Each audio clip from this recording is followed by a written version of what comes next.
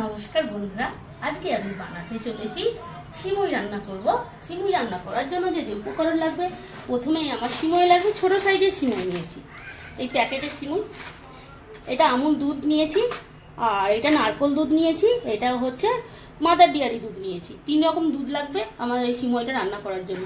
এখানে কিশমিশ, কাজু, আমন্ড, চিনি, 4টে এলাচ, 2টো তেজপাতা, আর পরিমাণ মতো নুন লাগবে, আর একটি সুরভি ঘি লাগবে, আর এটা হচ্ছে আমন্ড বাদাম।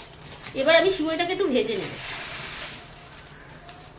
প্রথমে একটু শুকনো কড়াই ভাজবো, তারপরে আমি ঘি দেবো, ঘি আর তেল দেবো। এবার ঘি দেবো,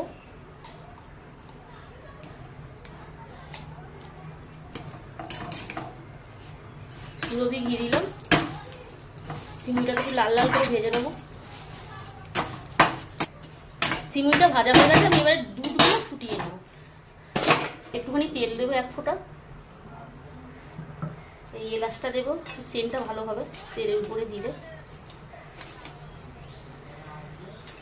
তারপরে এই কিশমিশগুলো ভেজে নেবো, ভেজে দিলে একটু ভালো লাগে সিমুইতে। আমার এই কাজু, কিশমিশ, আমার নুন আর এই তেজপাতা, এলাচ ভাজা হয়ে গেছে। এটা আমি ঢেলে রাখবো সিমুইয়ের উপরে।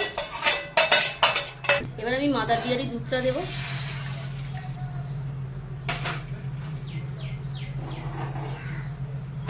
এবার আমি চিনি দেবো,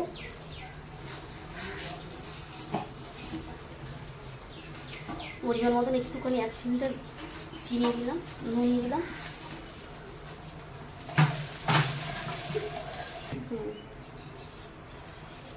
এবার আমি এই নারকেল দুধটা দিয়ে দিলাম।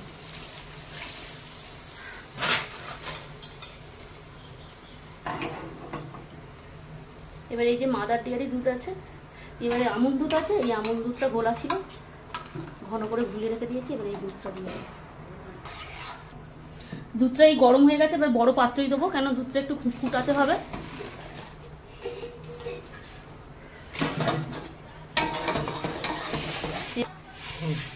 এই তেজপাতাটা এবার দুধে দিয়ে দিই, আর এলাচ ভাজাগুলো এতে দিয়ে দেবো।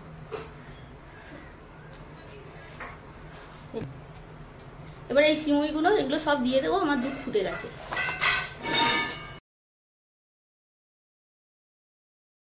একটু ঢাকনা দিয়ে দেবো।